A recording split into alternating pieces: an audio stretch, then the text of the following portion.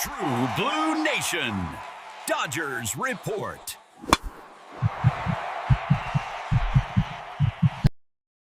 While everyone is celebrating our latest win, a secret conversation is happening behind the scenes that could change everything.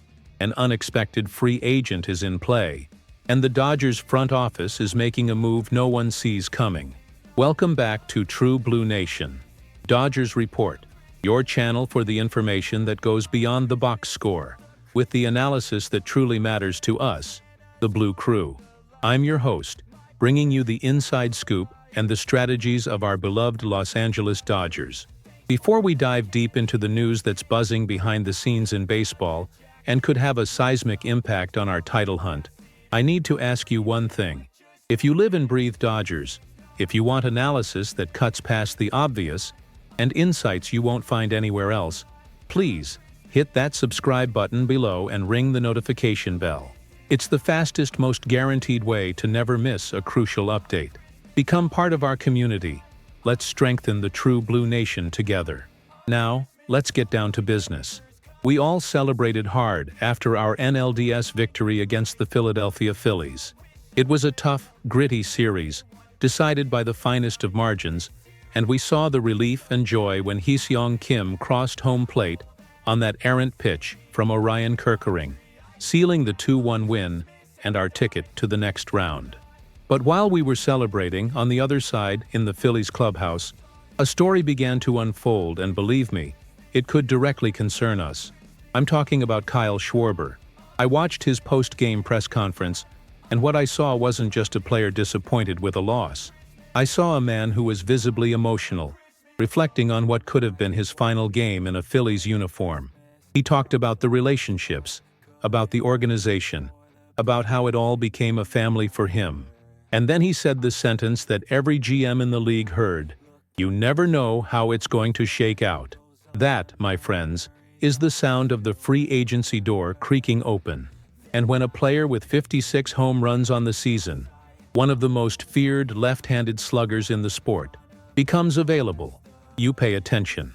Now, I know what most analysts and even some of you might be thinking. But we already have Shohei Ohtani as our full-time designated hitter. Where the hell would Kyle Schwarber fit on our roster? And that's a valid question, on the surface. The conventional wisdom, the easy path, would be to dismiss this possibility immediately.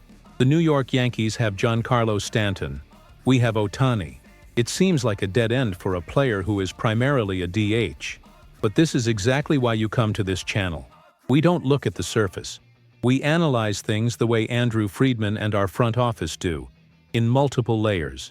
To think that the Dodgers wouldn't be interested in a generational talent like Schwarber just because of a pre-filled position is to underestimate the very philosophy that has made us a perennial powerhouse.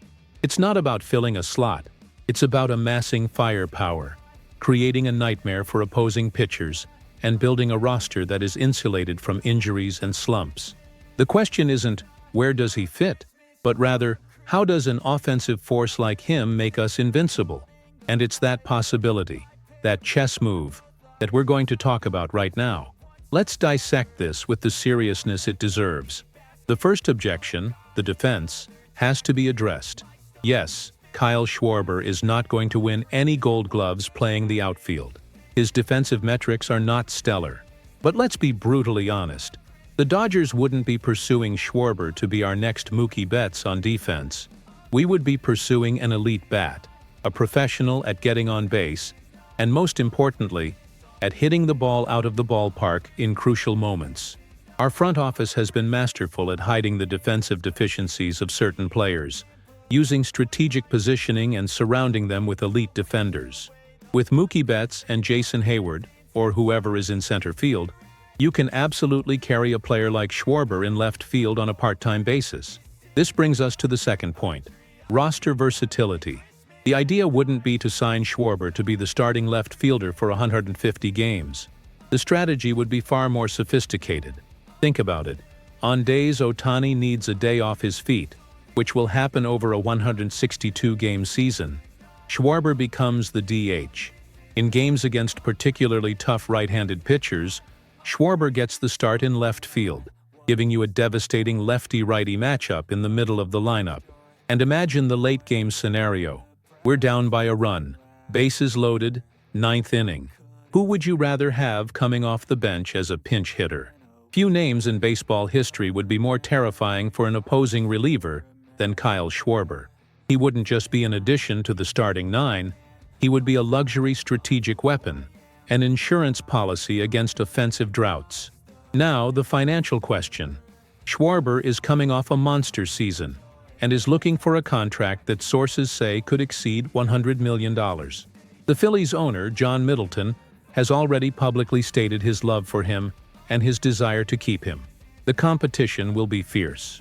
But if there's one thing we've learned about the Dodgers organization under Mark Walter and Andrew Friedman, it's that they are not afraid to spend to win. We are in our championship window. Bold moves are required.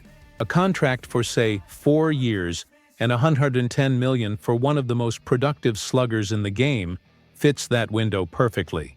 It would be an investment to maximize our chances of winning multiple rings right now. Final analysis. While the mainstream media might write the Dodgers off in the Kyle Schwarber sweepstakes due to Shohei Ohtani's presence, I see it differently. I believe that behind the scenes, the due diligence is being done.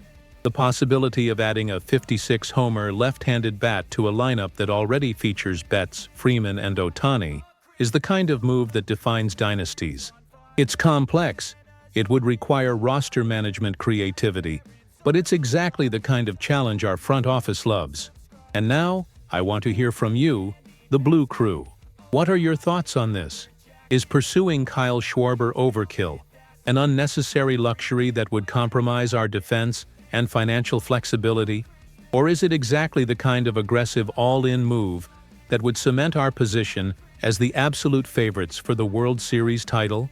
Leave your opinions, your arguments, in the comments below. I want to read every single one of them. Stay locked in to True Blue Nation, Dodgers Report, for the fastest updates and the deepest analysis. I bring the information, you bring the passion. Together, we are the nation. Until next time, and go Dodgers.